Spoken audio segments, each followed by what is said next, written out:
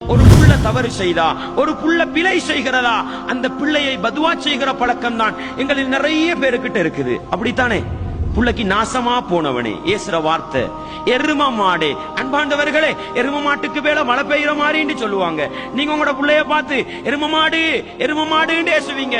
காலப்போக்கில் அந்த புள்ள எரும மாடாவே போகும். புள்ளைய பார்த்து மகனை இங்க வாங்கோண்டா அது மாடு மாறி போகும். என் மாட்டுக்கு விளங்காதே லாங்குவேஜ். அப்படித்தானே? அன்பாண்டவர்களே, இஸ்லாமிய உறவுகளே, பதுவா செய்கிற விடயத்தில் மிக மிக கவனமாக இருந்து கொள்ளுங்கள்.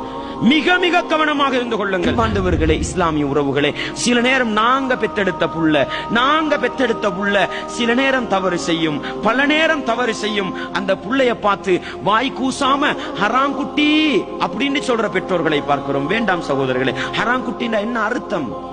உங்களை கொண்டு போய் குழி தோண்டி உங்களை கழுத்து வரைக்கும் புதைச்சி கல்லடிச்சு கொலை செய்யப்பட வேண்டியவங்க நீங்க.